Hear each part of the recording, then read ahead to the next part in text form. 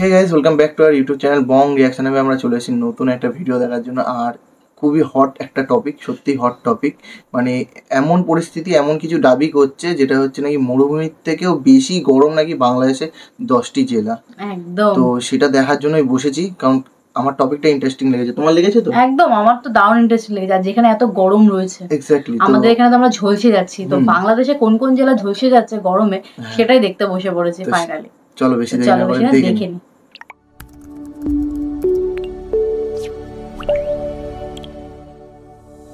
টানা 4 দিন ধরে দেশের সর্বোচ্চ তাপমাত্রা রেকর্ড করা হয়েছে।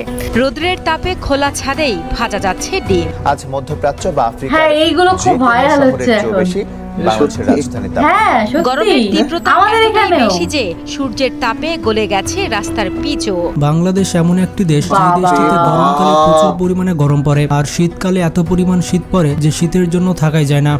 এমন শীত যে শীতের চোদনে আমরা বেড়াতে পারছি না। বাংলাদেশের সব জেলাতে কিন্তু সমানভাবে গরম পড়ে না। বাংলাদেশে এমন কিছু জেলা রয়েছে যে জেলাগুলোতে আপনি গরমের জন্য থাকতেই পারবেন না। উত্তর রোদের কারণে, গরমের কারণে এই জেলাগুলোকে বাংলাদেশের সব থেকে গরম জেলা বলা হয়। গরমের সময় এই জেলাগুলোতে এত পরিমাণ রোদ পড়ে যে আপনি রাস্তাতে কোনোভাবে বের হতে পারবেন না। আপনি যদি গরম সহ্য করতে না পারেন তাহলে ভুলেও এই জেলাগুলোতে যাবেন না। আর আপনি যদি ভুলেও এই জেলাগুলোতে চলে যান তাহলে আপনি ডিম্পোজ হয়ে বাসায় চলে আসবেন। তো বাংলাদেশের সব থেকে গরম জেলা কোনটি তা জানতে হলে ভিডিওটি শেষ পর্যন্ত দেখতে থাকুন। তো 6 নম্বর অবস্থানে রয়েছে ঢাকা। আজ মধ্যপ্রাচ্য বা আফ্রিকার যে কোনো শহরে ঢাকা অনেক গরম, কারণ ওখানে গাড়ি ঘোড়া অনেক চলে না। চৈত্রের শেষ ভাগ থেকেই প্রচন্ড দাবদাহে বিপর্যস্ত জনজীবন। বাংলাদেশের সব থেকে হিট ওয়েভ ডিস্ট্রিক্টের মধ্যে 6 নম্বরে থাকবে ঢাকা জেলা। যদিও ঢাকা ডিস্ট্রিক্টের তাপমাত্রা 40 ডিগ্রির নিচে থাকে, তবে যেহেতু ঢাকা জেলা একটি ঘনবসতিপূর্ণ জেলা, তাই অসংখ্য মানুষের বসবাসের কারণে ঢাকা জেলায় সৃষ্টি হয় আপনি ঢাকাতে যান তাহলে চেষ্টা করবেন এক স্থান থেকে অন্য স্থানে যাওয়ার জন্য রিক্সা কিংবা সিএনজি ব্যবহার করতে। এছাড়া আপনি প্রাইভেট কার কিংবা বাইকের মাধ্যমে ভ্রমণ করতে পারেন। গরমকালে যদি আপনি লোকাল বাসে ওঠেন তাহলে আপনাকে আর ধরে কে? গরমকালে যদি আপনি লোকাল বাসে উঠেছেন তাহলে বাসের মধ্যে আপনি গোসল করে বের হবেন। তাই যদি আপনার বিশেষ কোনো কাজ না থাকে তাহলে গরমকালে কখনোই ঢাকাতে যাবেন না, কারণ ঢাকা অনেক গরম একটি জেলা। এরপর 5 নম্বর অবস্থানে রয়েছে পাবনা। বাংলাদেশের সব থেকে গরম জেলাগুলির মধ্যে 5ম অবস্থানে থাকবে পাবনা। উত্তর রোদের কারণে, গরমের কারণে গরমকাল আসলেই পাবনা জেলার তাপমাত্রা গিয়ে দাঁড়ায় 40 ডিগ্রি সেলসিয়াস। আর সেই সাথে প্রচন্ড গরম। বাসাতে যদি কোনো থাকে তাহলে গরমের জন্য আরো বেশি অসুস্থ হয়ে যায়। যদি গরম সহ্য করতে না পারেন তাহলে গরমকালে পাবনা জেলাতে যাবেন না। পাবনা জেলাতে গরমকালে এত পরিমাণ রোদ পড়ে যে আপনি রাস্তাতে বের হতে পারবেন না। এরপর 4 নম্বর অবস্থানে রয়েছে চুয়াডাঙ্গা। চুয়াডাঙ্গায় টানা 4 দিন ধরে দেশের সর্বোচ্চ তাপমাত্রা রেকর্ড করা হয়েছে। বাংলাদেশের সব থেকে গরম জেলার লিস্টে 4 নম্বর অবস্থানে রয়েছে চুয়াডাঙ্গা। গরমকালে এই জেলাকে বলা হয় হিট ওয়েভ ডিস্ট্রিক্ট। গরমকালে এই জেলার জনগণের জীবন একেবারে অতিষ্ঠ হয়ে যায়। এই জেলাতে তাপমাত্রা বৃদ্ধি পেলে জনজীবন একেবারে বিপর্যস্ত হয়ে পড়ে। তাছাড়া ঘন ঘন লোডশেডিং রয়েছে। লোডশেডিং এর জন্য আরো বেশি দুর্যোগ সৃষ্টি হয়। প্রচন্ড রোদের তাপে জীবিকার জন্য রাস্তায় বের হতে পারে না। রোদ্রের তাপে খোলা ছাদেই ভাজা যাচ্ছে ডিম। খেটে খাওয়া মানুষ তাদের অনেক বেশি কষ্ট হয়। গরমকালে এই জেলার তাপমাত্রা সবসময় 40 ডিগ্রির আশেপাশে থাকে। এই জেলাতে সর্বোচ্চ তাপমাত্রা রেকর্ড করা হয়েছে 43 ডিগ্রি সেলসিয়াস। আমাদের এখানেও তাই হয়েছে। মানে 40 ডিগ্রি বলছে নরমালি থাকে এই জেলাতে, আর 43 ডিগ্রি হাই গেছে। যেমন আমাদের এখানে তো 40, হ্যাঁ 40 তো চলছেই, আর রিসেন্টলি আর 2 দিন 43 গেছে আমাদের। চুয়াডাঙ্গা জেলার অবস্থা হয়ে যায় খুবই করুণ। এই থাকে এই জেলাতে সর্বোচ্চ তাপমাত্রা রেকর্ড করা হয়েছে 43 ডিগ্রি সেলসিয়াস। বাংলাদেশে যখন প্রচন্ড রকমের তাপমাত্রা সৃষ্টি হয় তখন চুয়াডাঙ্গা জেলার অবস্থা হয়ে যায় খুবই করুণ। এই জেলায় অসহায় দিনমজুরের হয় বেহাল দশা। গরমের তীব্রতা এতটাই বেশি যে সূর্যের তাপে গলে গেছে রাস্তার পিচও। এই জেলাতে এত বেশি গরম পড়ে যে গরমের কারণে মানুষ অসুস্থ হয়ে যায়। তাই আপনি যদি গরম সহ্য করতে না পারেন তাহলে চুয়াডাঙ্গা জেলা ভ্রমণ থেকে বিরত থাকুন। প্রায় 2-3টা পর্যন্ত প্রচুর তাপ থাকছে চুয়াডাঙ্গায় এরকম। এরপর 3 নম্বর অবস্থানে রয়েছে যশোর। আজকে 41.2 ডিগ্রি সেলসিয়াস সর্বোচ্চ তাপমাত্রা রেকর্ড করা হয়েছে যশোরে।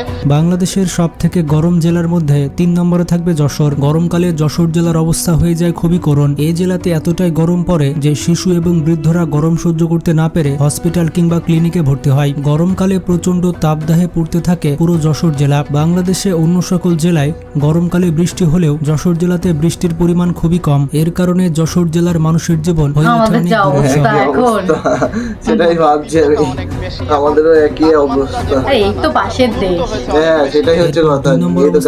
নাটোর বাংলাদেশের সব থেকে গরম জেলাগুলির মধ্যে নাটোর থাকবে 2 নম্বর অবস্থানে। নাটোরের লালপুরকে বলা হয় বাংলাদেশের সব থেকে গরম জায়গা। গরমকালে নাটোর জেলাতে এত বেশি গরম পড়ে যে আপনি রাস্তায় ঠিক মতো দাঁড়াতেই পারবেন না এবং নাটোরের গড় তাপমাত্রা থাকে 40 ডিগ্রি সেলসিয়াস। গরমকালে এই জেলার মানুষের অবস্থা অনেক খারাপ হয়ে যায়, মানুষের স্কিন পুড়ে যায় আর মানুষ অসুস্থ হয়ে পড়ে। এরপর 1 নম্বর অবস্থানে রয়েছে রাজশাহী। বাংলাদেশের সবচেয়ে গরম জেলা বলা হয় রাজশাহীকে। যেমনটা জানেন রাজশাহী জেলা আমের জন্য বিখ্যাত এবং এই জেলাটি বাংলাদেশের সব থেকে পরিষ্কার জেলা। গরমকালে রাজশাহী জেলার তাপমাত্রা থাকে 40 ডিগ্রির উপরে। প্রতিদিন যদি 40 ডিগ্রি তাপমাত্রা হয় তাহলে সেই জেলার মানুষ কি কষ্টে জীবনযাপন করে তা হয়তো আপনি বুঝতে পারছেন। গরমকালে রাজশাহী জেলাতে গরমের কারণে এই জেলার সাধারণ মানুষের জীবন একেবারে কাহিল হয়ে পড়ে। গরম এবং রোদের কারণে তারা রাস্তায় বের হতে পারে না এবং জীবিকাও নির্বাহ করতে পারে না। রাজশাহী জেলার সর্বোচ্চ তাপমাত্রা রেকর্ড করা হয়েছে 45.1 ডিগ্রি সেলসিয়াস। এই তাপমাত্রাতে রাস্তায়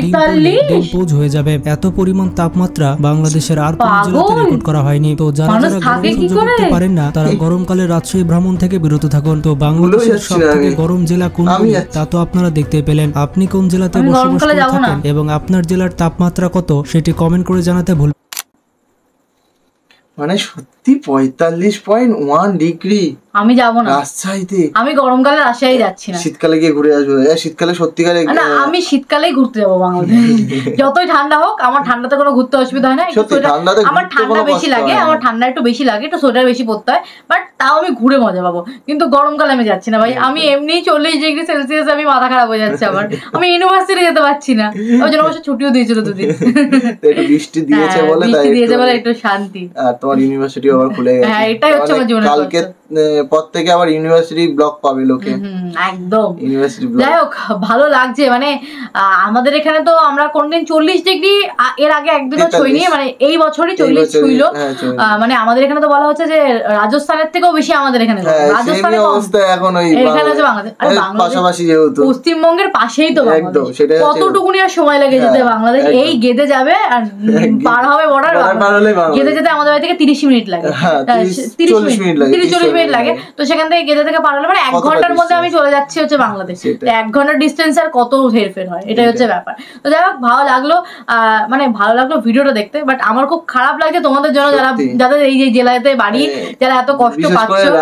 হ্যাঁ বিশেষ করে রাজশাহীতে, যারা রাজশাহী থেকে যদি কেউ ভিডিও দেখে থাকো তাহলে কমেন্টে বলো কেমন গরমে ঝলসাচ্ছ। আর বাইরে প্লিজ বেরিও না, এরকম এটা যদি কোনো দরকার না থাকে বেরিও না। সব থেকে বেশি কষ্ট হচ্ছে কি বলতো, যে মানুষগুলো সত্যি যে খেটে খাওয়া মানুষ, দিন বেরোতে হবে, যেমন রিক্সা চালক, ভ্যান চালক দাদারা, এরা না এদের, কারণ এরা প্রথম মানুষকে বইছে আর রোদ্রে আবার ঘুরছে। এর আগে আমি এর আগে একটা ভিডিও দেখেছিলাম, মানে ছোট্ট একটা ক্লিপ, সেখানে বলে বাংলাদেশে এত গরমের জন্য পাইপ দিয়ে, মানে কোন একটা জায়গায় পাইপ দিয়ে জল ছিটানো হচ্ছে, সবাইকে জল দিয়ে ভিজানো, রাস্তা জল দিয়ে ভিজানো হচ্ছে।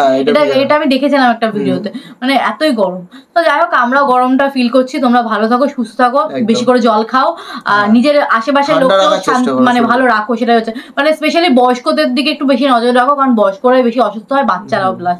তো যাই হোক এই ভিডিওটা ভালোই লাগলো। এই ধরনের ভিডিও দেখতে তোমাদের কেমন লাগলো সেটা কমেন্টে লিখে ফেলো। আর কার জেলায় কিরকম গরম, কে কিরকম গরমে ঝলসাচ্ছ সেটাও লিখে ফেলো। তো চলো আজকে ভিডিওটা শেষ করছি এখানে, দেখা হবে নেক্সট ভিডিওতে। ততক্ষণের জন্য টাটা।